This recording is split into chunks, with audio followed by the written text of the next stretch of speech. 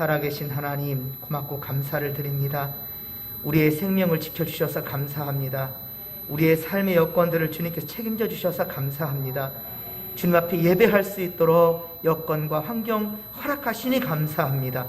이 시간도 살아있기에 주의 말씀 받으며 살아있기에 주님을 찬양할 수 있기에 아버지 감사합니다. 우리에게 주어진 시간들 속에서 최선을 다해 이 믿음 지켜갈 수 있도록 하나님을 예배하는 자들 되게 하옵소서.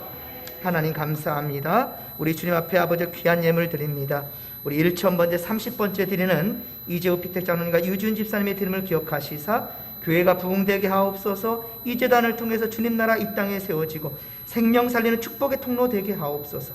이 시간 예배를 통해 성령의 임재와 권능으로 함께하사 성령 충만, 말씀 충만, 은혜 충만케 하옵소서. 저희를 선한 도구로 청지기로 사용하여 주시옵소서. 하나님 감사합니다. 1000번째 35번째 드리는 이정기 목사 김영미 사무의 드림을 기억하시사 좋으신 하나님, 은혜 받을 자답게 서로를 향한 사랑과 긍휼, 오래 참음으로 서로를 세워가며 주님 안에서 참 하나가 되는 진목교회 성도들이 다 되게 하여 주시옵소서. 하나님 감사합니다. 1000번째 815번째 드리는 김성천님과 김선미 권사님의 드림을 기억하시사 하나님 감사합니다. 하나님 감사합니다. 주님 감사합니다. 이 찬양, 이 감사의 고백이 영원토록 멈춰지지 않도록 주여 붙들어 주시옵소서. 하나님 감사합니다. 작정 예물 헌금 29번째 드리는 예물을 아버지 김성찬님과 김선미 권사님이 드리오니 기억하소서. 군더더기 없는 믿음으로 주님을 따르며 주님과 동행하는 주님의 기쁨 진창화 되게 하옵소서. 할렐루야. 주의 아버지 소망을 두고 주 앞에 드리오니 주의 뜻대로 이루어 주옵소서. 열매 맺게 하여 주시옵소서. 함께할 줄 믿사오며 감사를 드리고 거룩하신 예수님의 이름으로 기도하옵나이다. 아멘. 할렐루야. 여러분, 하나님께서 가장 기뻐하시는 것은요, 주님께 진실로 물을 줄 아는 자입니다. 내가 어찌하오리까. 항상 주님의 뜻을 분별해서 행할 수 있는 그러한 믿음의 권속들 되기를 주의 명아들이 축원합니다. 아까 우리 찬양했던 찬양 우리 400장인데요 주여 나를 돌보사 고이 품어주시고 험한 풍파 지나도록 나를 숨겨주소서. 주여 나를 돌보사 나를 고이 품어주셨다. 이 찬양의 가사를 보면 꼭 엄마가 아이를 품에 안고 있는, 그쵸? 갓난아기, 그 젖먹이 아이를 엄마가 그 젖가슴에 품고 있는 그 모습이 그려지지 않습니까? 그곳이 바로 천국일 것입니다. 그 아이에게. 할렐루야. 그 아이에게 그보다 더한 평안함이 있을까? 그쵸? 정말 어머니가 그 아이를 품고 있는 그 모습, 세상에서 가장 아름다운 모습은 바로 그 모습일 것 같아요. 그렇게 우리 하나님께서 우리를 고이 품어주시고 돌봐주시는 그 하나님의 은혜를 우리가 경험하며 살아갈 수 있게 되기를 주님 간절히 축원합니다. 어떤 험한 풍파가 지나도록, 어떠한 비바람이 몰아친단다 할지라도 흔들릴 이유가 없고 두려워할 이유가 없다는 거예요. 왜? 내가 엄마 품에 꼭 껴안고 있듯이 하나님이 나를 품어주시니. 그러니까 세상 바라보지 마시고 우리가 주님 안에 있음으로 감사하시고 그것으로 여러분 만족할 수 있는 믿음의 성도들 되기를 주님 간절히 축원합니다. 오늘은 입춘이었는데요. 그런데 봄이 오는 것을 뒤늦게 시샘하는지 참 밤새 또 눈이 좀 내려가지고 많이 쌀쌀했어요. 하지만 역시 세월의 시간을 거스를 수는 없는 것 같습니다. 아무리 찬바람이 옷깃을 여미게 하여도요, 봄이 오는 길을 막을 수는 없는 것 같아요. 한동안 따뜻한 그 일기였기 때문에 화장실도 그러고 주방도 그러고 물을 틀어놓지 않았고요. 또 이렇게 온열 기구를 틀어놓지 않아서 약간 좀 걱정은 됐습니다. 아이고야, 혹시 얼진 않았을까. 그래서 비 올라왔는데 참 감사하게도 얼지 않아서 물이 콸콸 나오니 참 감사했습니다. 아직 많이 그래도 쌀쌀합니다. 여러분들 아직도 코로나가 기승을 부리고 있는 상황이지만 여러분들 하나님 앞에서 강건하시기 바랍니다. 무엇보다 몸도 건강해야겠지만 여러분의 영혼이, 여러분의 마음이 절대로 세상이 흔들리지 않기를 주의 간절히 축원합니다. 오늘 말씀은 이제 사무엘하 4장입니다. 4장 한 장을 함께 다 읽었는데요. 사울왕의 네 번째 아들 바로 이스보셋의 죽음에 대한 이야기입니다. 그는 블레셋과의 전쟁에서 사울왕과 그리고 그의 세 아들들 요나단과 아비나답과 말기수아가 죽자 사울왕의 신복이었던 이 아브넬, 사울왕의 신복이었던 아브넬이 그를 북쪽 마하나임으로 인도해서 북이스라엘, 이스라엘의 왕으로 그렇게 추대합니다. 그렇습니다. 하나님이 아닌 사람의 의지였던 거예요. 왕으로 삼았더라는 거예요. 왕으로 삼았더라. 이에 대해 하나님의 간섭함은 전혀 없습니다. 예, 북쪽 이스라엘 마하나임 쪽에 바로 사울 왕을 다음으로 이스보셋을 왕으로 추대했지만 여기 하나님에 대한 하자도 나오잖아요. 하나님이 아닌 사람의 의지로 이스보셋은 그렇게 왕이 된 거예요. 그리고 이스보셋과 아브넬의 사이가 그런데 문제가 틀어지게 되지요. 사울 왕의 그 첩을 그렇게 간음함으로 통간함으로 말미암아 사울 왕의 아들 이스보셋과 아브넬은 사이가 벌어지게 돼요. 자, 그러니까 즉 이 사이가 틀어지게 되니까 사람의 의지가 꺾이는 순간, 사람의 의지가 꺾이게 되고 그 순간에 북이스라엘이 이제 철저히 무너져 버리게 되는 거예요.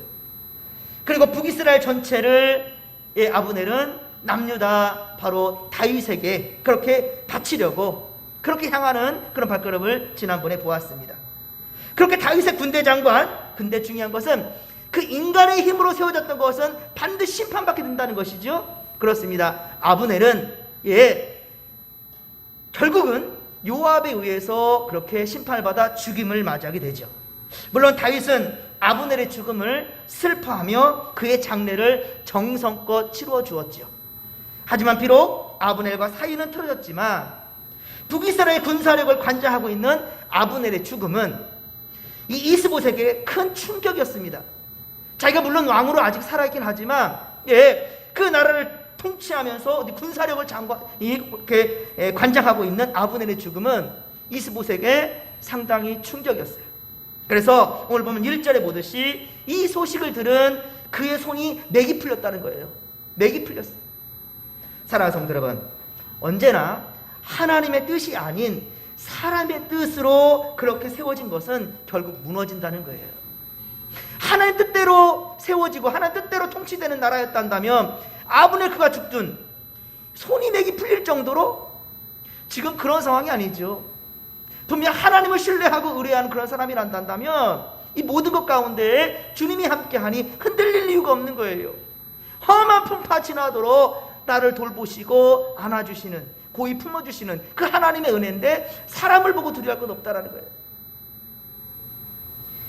사랑하는 성도 여러분, 무슨 일을 하든지 먼저는 하나님의 뜻을 들을 줄 알고 물을 줄 아며 또 어찌해야 좋을지 어떻게 할 바를 알지 못할 때에 인간적 생각으로 속단하지 마시고 그렇게 급박한 순간일수록 더욱더 하나님께 포커스를 맞춘 것을 잃어버리지 않기를 간절히 빌고 소망합니다. 그렇습니다. 주님이라면 어떻게 하셨을까? 내 의지가 중요한 것이 아니라 하나님이 무엇을 원하시는가에 포커스를 맞출 수 있는 그런 자가 바로 복받는 자이고 형통하는 자이라는 거예요. 두려워서 손이 맥이 풀릴 정도로 이러지 않는다는 거예요. 사울왕의 죽음을 맞이했을 때 사울왕가는 주께서 버리셨고 그리고 이스라엘은 다윗 왕을 통해서 새롭게 세워질 것이라 그 사실은 아브넬은 알고 있었어요. 사울 왕이 죽을 때 이미 아브넬은 가장 측근에서 가장 가까운 곳에서 다 보았지 않습니까? 그렇지만 인간적 의지로 이스보셋을 세운 거예요. 또한 자신의 권력을 유지하고자 보존하는 데만 혈안이 되어 있었죠. 바로 아브넬이 그랬단 말이에요. 그리고 그 교만으로 결국 음행을 저질렀고요. 그리고 결국 죽음을 맞이하게 된 것이 아브넬이었어요. 아브넬도 죽은 마당에 이제 이스보셋의 곁을 지키고 있는 지금 군 지휘관 두 사람이 있었으니 오늘 소개되는 이 두 사람 형제입니다. 레갑과 이 바하나 이들 또한 역시 그런데 사울의 지파였어요. 사울이 속한 바로 베냐민 지파의 사람들이에요. 자, 그런데 지금 이 아브넬이 죽은 마당에 앞이 캄캄해진 거예요. 이거 어떻게 하면 좋을까? 하나님이 함께 하시지 않았던 사울 왕과의 바로 이 이스라엘 언제 무너져도 이상하지 않을 만큼, 왜? 하나님이 함께 하지 않으니까 언제 무너져도 무너질 것이다 라고 생각했어요. 그런데 아브넬마저 죽게 되니까 그 레갑과 바하나 또한 역시 군 지휘관인데 그들이 이제 인간적인 고민을 하게 되는 거예요. 그리고 이제 이스라엘도 다 끝났다라는 판단을 서게 되는 거죠. 이제 바하나와 레갑 형제는 이스라엘 더 이상 희망이 없다라는 것을 직감하게 됩니다. 그리고 이스보셋은 낮잠을 자고 있을 때에 바로 죽임을 당하게 되죠. 사람은요, 하나님 앞에 깨어있지 못하는 순간 죄를 범하게 됩니다. 깨어있지 못하는 순간. 아브넬도 이스보셋도 그리고 군 지휘관 두 사람 바하나와 레갑도 마찬가지였습니다. 하나님 앞에 깨어있지 못한 순간 사탄이 그 틈을 노린다는 거예요. 예, 하나님의 방법이 아니라 사람의 방법으로 결단하게 되고 죄를 짓게 되는 거예요. 다윗도 우리아의 아내 밧세바를 간음한 것, 이것 또한 역시 낮잠을 자고 그리고 저녁 무렵에 깹니다. 그리고는 그 여인이 목욕하는 것을 그렇게 엿보게 되지요. 이때 어때요? 판단력이 흐리게 되는 거예요.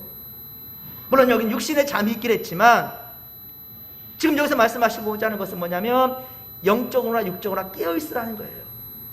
예, 여지없이 악한 영의 공격을 받게 된다는 거예요. 우리가 영적으로 깨어있지 못한다면요. 예배소서 6장 18절, 예배소서 6장 18절에 말씀합니다.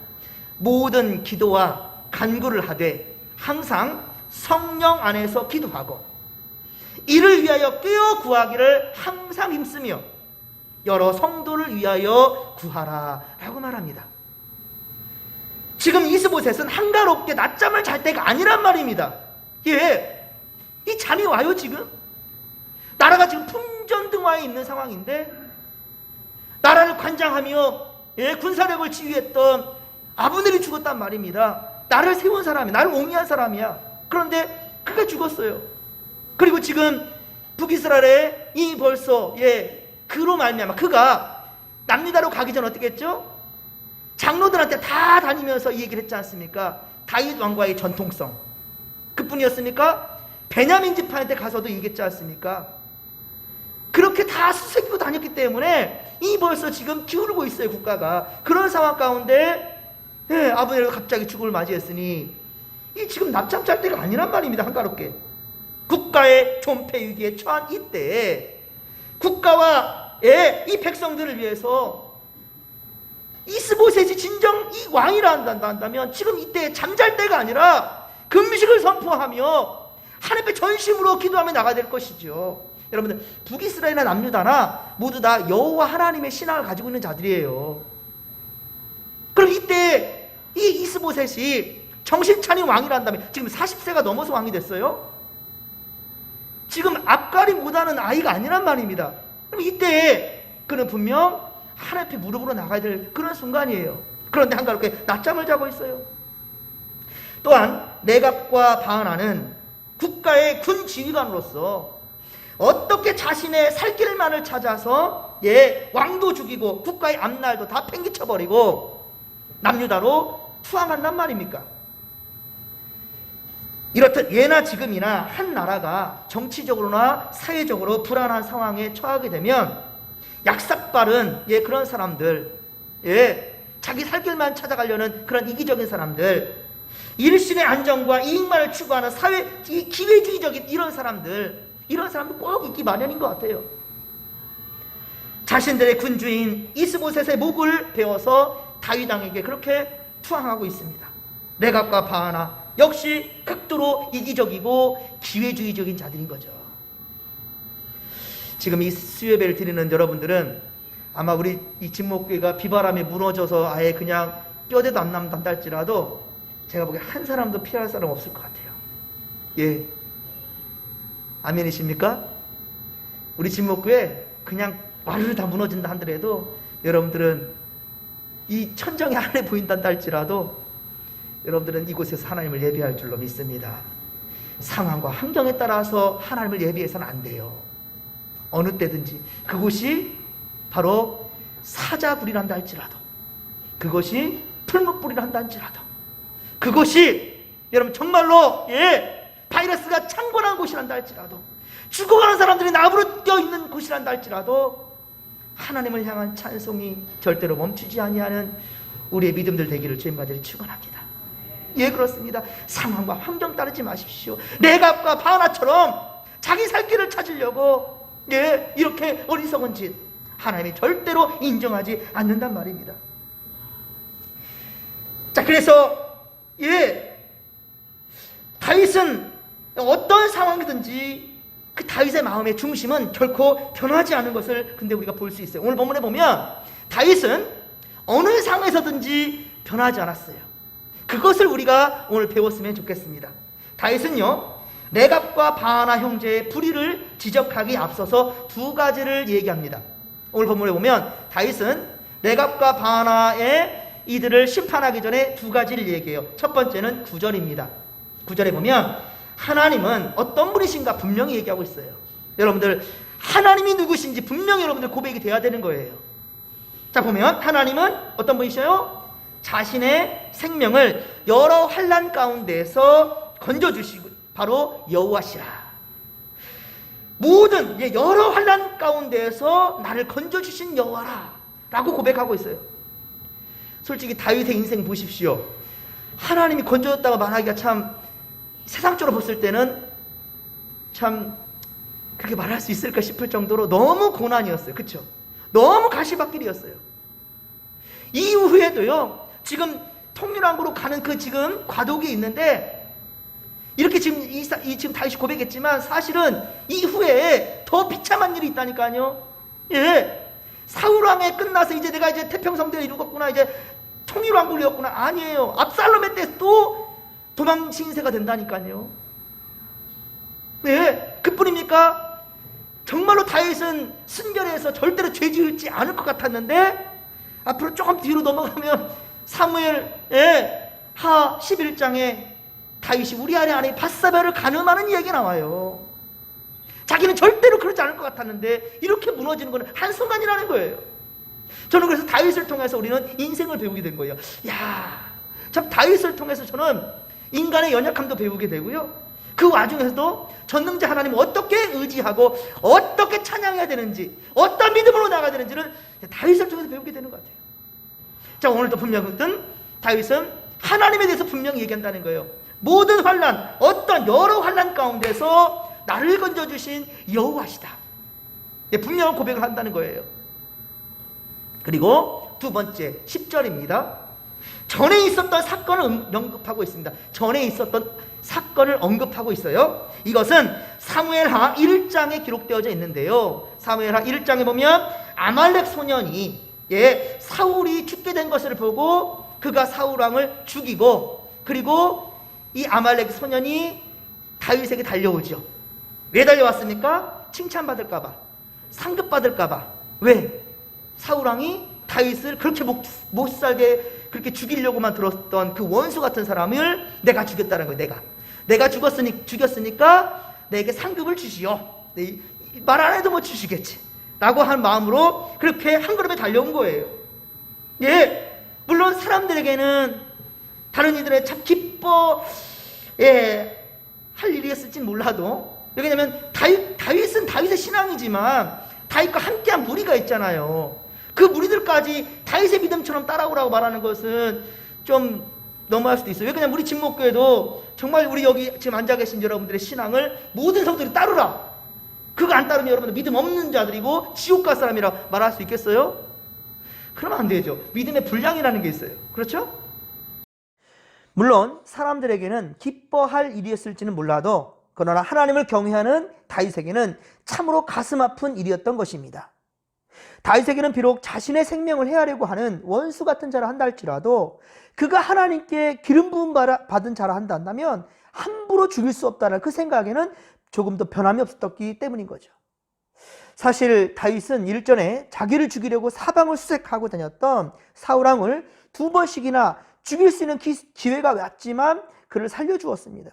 그래서 사울 왕과 그의 세 아들이 죽은 소식을 듣고 다윗은 정말로 슬퍼 울며 금식까지 하였으며, 그리고 사울을 죽였다라는 그 아말렉 소년에게 죗값을 물어 처형했던 것입니다. 그뿐입니까? 북쪽 군대 장관 아브넬이 죽었을 때에도 역시 슬퍼하며 정성껏 장례도 치루어 주었던 다윗이었던 겁니다. 이제 다윗은 이스보셋의 머리를 바치는 레갑과 바하나 앞에서 사울의 죽음을 기별했던 아말렉 소년을 처형했던 그 사건을 예로 들면서 이들의 불법을 지적하고 있는 겁니다. 아울러 불법한 자들에 대하여 응분의 대가를 받게 할 것임을 천명하고 있죠. 즉 레갑과 바나에 대한 처형은 하나님의 뜻에 따라 진행되는 법의 심판이라는 정당성을 그렇게 밝힌 것입니다. 그들은 하나님을 두려워할 줄 몰랐고요, 오직 자신들의 출세를 위해서만 물불 안 가리고 그렇게 달려드는 기회주의자적인 그런 생각으로 이스보셋을 암살했다가 결국에는 그 행위대로 그렇게 멸망을 자초하게 된 거죠. 충성스러운 자란다면 여러분, 평생 섬기던 주인이 위기에 빠졌을 때 목숨을 걸고 돕는 것이 인지상정 아니겠습니까? 그런데 주인이 어려워지니까 그 곁을 떠나는 사람이 많아요. 어제의 친구가 오늘의 적이 되는 그러한 일들이 세상사에서 다반사라는 말입니다. 하지만 그래도 여호와 하나님을 믿는 이스라엘 나라이며 군 지휘관이란다면 그 레갑과 바나 말입니다. 그들은 이스라엘, 북이스라엘 쪽의 군 지휘관들이란 말입니다. 그리고 이런 사람들이란다면 아브넬이 죽었다는 그 비보를 들었을 때 오히려 왕을 위로하고, 그리고 왕과 더불어서 이 앞으로 나라를 어떻게 이끌어갈 것인지 대책을 마련해야 하는 것이 옳았지 않았겠습니까? 그런데 어떻게 자기 살 길만 찾고 왕을 죽이고 다윗에게 투항할 수 있냔 말이죠. 이것은 인간으로서는 해서는 안 될 참으로 하나님 앞에 악한 행위였던 것입니다. 물론 사울을 죽인 아말렉 소년이나 이스보셋을 죽인 레갑과 바나 형제나 다윗의 편에서 본다면 그 살인은 안타까운 일이지만 사실은 성가스럽고 내내 불편한 그런 대상이 사라졌으니 잘된 일 아니겠습니까? 그렇기 때문에 조금은 정상 참작을 하여서 그들에게 자비를 베풀 만도 하지 않겠습니까? 그리고 무엇보다 다윗의 손으로 해를 입힌 것도 아니니 하나님 앞에서도 무지함으로 자유할 수 있었을 것입니다. 그러나 다윗은 완고했습니다. 그냥 보여주기식도 아닙니다.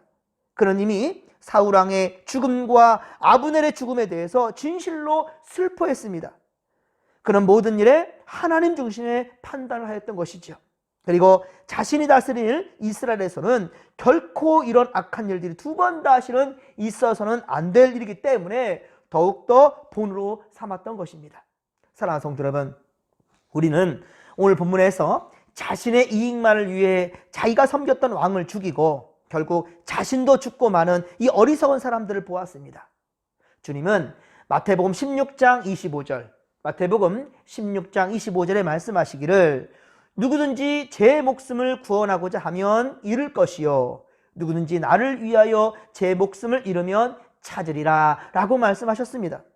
그렇습니다. 내 목숨이 소중한 것처럼 다른 사람들의 목숨도 소중한 것이지요. 우리 주님은 내 목숨과 동일하게 또 다른 사람들의 목숨을 위해서도 십자가를 지셨습니다. 우리도 주님처럼 다른 사람의 생명을 귀하게 여기는 믿음의 고속들이 다 될 수 있기를 간절히 빌고 소망합니다. 여러분, 어떤 나라에 왕이 이제 늙게 되니까 자신의 세 아들들에게 왕위를 물려주고자 했답니다. 그래서 앞으로 3개월간 기회를 줄 테니 세상에 나아가서 선한 일에 힘쓰고 돌아와 보고하라 라고 명했답니다. 이제 3개월이 지나 왕은 자식들을 불러 묻습니다. 첫째 아들은요, 황금이 가득 든 보따리를 맡겼던 사람이 있었는데 그 사람이 죽고 말았다는 거예요. 그래서 그것을 자신이 가로챌 수 있었지만은 그것을 그 유가족들에게, 그 가족들에게 돌려주었다고 그렇게 자기의 선함에 대해서 얘기합니다. 그러자 왕은 그것은 선한 일이 아니다. 야, 당연한 일 아니냐. 만약에 가로챘다 한다면, 네가 만약에 그것을 가로챘다 한다면 그것이 큰 죄가 되었을 것이니 그나마 그러지 않은 것이 다행일 뿐이다 라고 말씀했대요.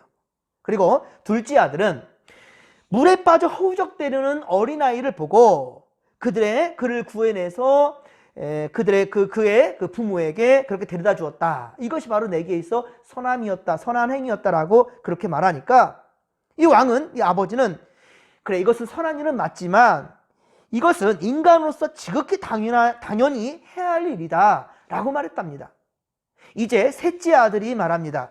자신에게 특별한 것은 없는데 한 가지 있다 한다면 원수처럼 지내는 사람이 있었는데 사사건건 자신에게 해를 주고 고통을 주고 그랬답니다.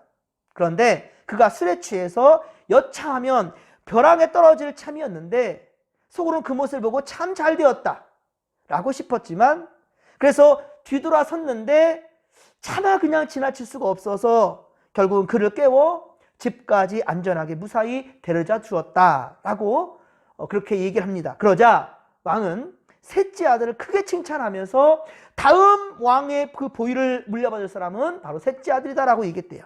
여러분, 이 이야기는 자신에게 해를 입힌 사람을 용서한다라는 것이 얼마나 힘든 일인가를 우리에게 가르쳐주는 그런 예화입니다. 여러분, 사랑하는 성도 여러분, 얼핏 생각하면 우리의 삶 중에서 감사할 일이 없는 것처럼 보입니다. 하지만 마음을 비우고 하나님을 깊이 묵상하는 사람이란다면 불평과 불만스러운 그런 조건 속에서도 하나님의 은혜가 숨겨져 있음을 발견하게 된다는 거예요. 그리고 원수까지도 사랑하라는 주의 말씀의 뜻을 깨닫게 될 것입니다. 주님 말씀하십니다. 로마서 12장 19절, 로마서 12장 19절에 보면 내 사랑하는 자들아, 그렇습니다. 하나님은요 우리에게 내 사랑하는 자들이라고 그렇게 불러줍니다. 사랑스러운 내 사랑하는 사람이라. 내 사랑하는 자들아, 너희가 친히 원수를 갚지 말고 하나님의 진노하심에 맡기라. 기록되었으되 원수 갚는 것이 내게 있으니 내가 갚으리라 라고 주께서 말씀하시느니라. 할렐루야! 원수 갚는 것은 우리 할 일이 아니란 말이에요. 설령 우리를 힘들게 하고 아프게 하는 그런 사람이 있다 할지라도요, 우리가 할 일은 바로 그를 위해서 중보하는 것이에요. 하나님 앞에 저 사람과 화해할 수 있도록 용기를 달라, 용서해 줄 수 있는 그러한 마음을 우리에게 달라 라고 하나님께 오히려 기도하는 거예요. 그리고 그 자가 변화될 수 있도록 함께 더불어 선을 행하고 사랑할 수 있는 그러한 관계로 회복될 수 있도록 우린 기도한다는 거예요. 그렇습니다. 하나님께 이런 감사하는 마음, 주님께 물려받은 이 귀한 사랑의 마음이 커면 커갈수록 우리의 용서하는 마음도 커져간다는 거예요. 주님을 깊이 묵상하며 감사하며 그리고 용서하는 마음으로 더 크신 하나님의 은혜를 경험하는 우리 인생들이 다 되기를 주님의 간절히 축원합니다. 축원합니다. 사는 동안 주 찬양하리. 여호와 하나님 내 주를 찬양하리. 주님을 묵상하니 즐겁도다. 내 영혼 주 안에서 참 기쁘리. 내 영혼아 주님을 송축하라.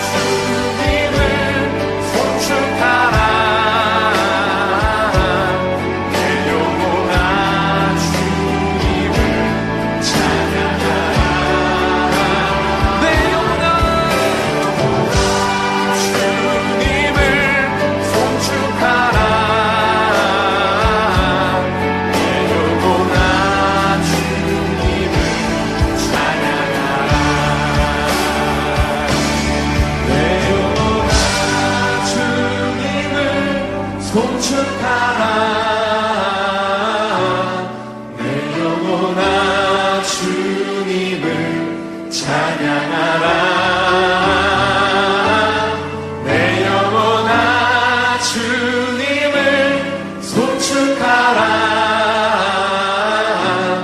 내 영혼아 주님을 찬양하라. 우리 목소리로 내 영혼아